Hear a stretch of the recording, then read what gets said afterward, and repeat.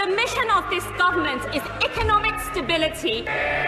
যুক্তরাজ্যের মন্ত্রিসভা থেকে টিউলিপ সিদ্দিকীর পদত্যাগের পর এবার বিতর্ক শুরু হয়েছে বঙ্গবন্ধুর আরেক নাতনি সাইমা ওয়াজেদ পুতুলকে নিয়ে। তিনি বিশ্ব স্বাস্থ্য সংস্থা বা WHO এর দক্ষিণ পূর্ব এশিয়ার আঞ্চলিক পরিচালক।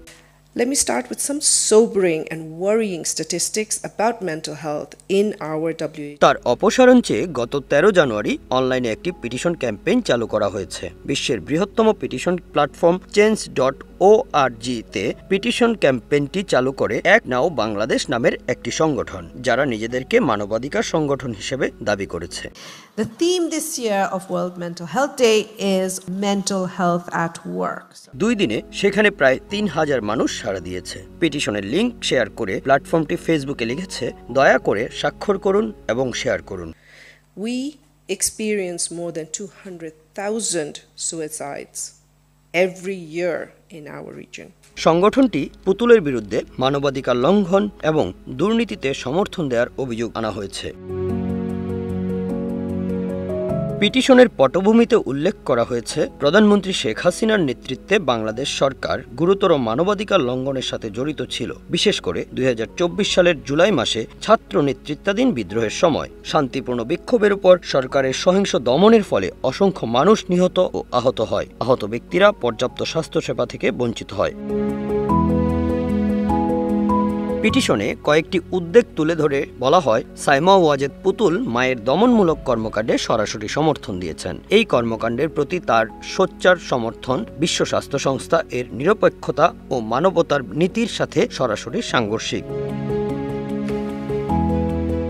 এই বিতর্ক শুরু হওয়ার পর পুতুলের বিরুদ্ধে ক্ষমতার অপব্যবহার করে বিশ্ব স্বাস্থ্য সংস্থার পদ বাগিয়ে নেওয়ারও অভিযোগ উঠেছে। এ বিষয়ে দুর্নীতি দমন কমিশনে একটি লিখিত অভিযোগও আনা হয়েছে। বিষয়টি খতিয়ে দেখার কথা জানিয়েছেন দুদক commissioner.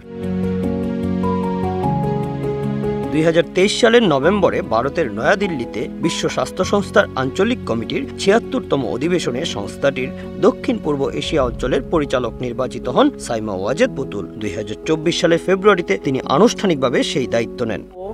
Our countries have already played. বিশ্ব স্বাস্থ্য সংস্থার দক্ষিণ পূর্ব এশিয়া অঞ্চলের সদর দপ্তর ভারতের দিল্লিতে। দায়িত্ব পাওয়ার পর থেকে পুতুল সেখানেই আছেন। আর গত 5 আগস্ট গণ অভ্যুত্থানে ক্ষমতা হারানোর পর শেখ হাসিনাও আছেন দিল্লিতে।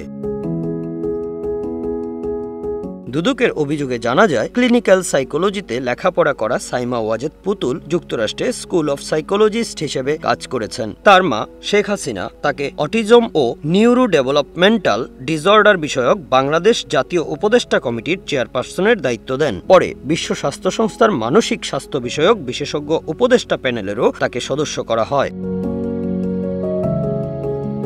দুদক কর্মকর্তা আক্তার হোসেন বলেন, সাবেক প্রধানমন্ত্রী শেখ হাসিনা তার মেয়ে সাইমা ওয়াজেদ পুতুলকে দক্ষিণ পূর্ব এশিয়ার আঞ্চলিক পরিচালক হওয়ার যোগ্যতা না থাকা সত্ত্বেও WHO এর আঞ্চলিক পরিচালক বানাতে তার ক্ষমতাকে অনৈতিকভাবে ব্যবহার করেছিলেন বলে অভিযোগ রয়েছে। আওয়ামী লীগ সরকার পতনের পর শেখ হাসিনার বিরুদ্ধে 2 শতাধিক মামলা হয়েছে। তার মেয়ে পুতুলের বিরুদ্ধেও একাধিক মামলা হয়েছে, যার মধ্যে দুদক একটি মামলা দায়ের করেছে তথ্য গোপন ও ক্ষমতার অপব্যবহার করে পূর্বাচলে পুতুলের নামে প্লট বরাদ্দের অভিযোগে। এদিকে পদত্যাগ করা টিউলিপের বিষয়ে দুর্নীতির অভিযোগ এসেছে।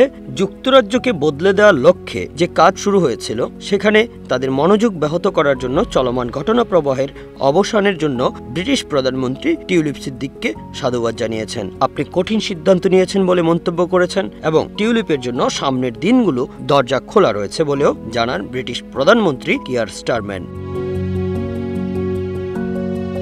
রাজনৈতিক বিশ্লেষকরা মনে করেন, বাংলাদেশের রাজনৈতিক পট পরিবর্তনের পর যুক্তরাজ্যের দুর্নীতি বিরোধী মন্ত্রী টিউলিপ সিদ্দিক পদত্যাগ করেছেন। এখন একটি পক্ষ শেখ হাসিনার কন্যা সাইমা ওয়াজেদ পুতুলকে বিশ্ব স্বাস্থ্য সংস্থা থেকে অপসারণের জন্য কাজ করতে মাঠে নেমে পড়েছে।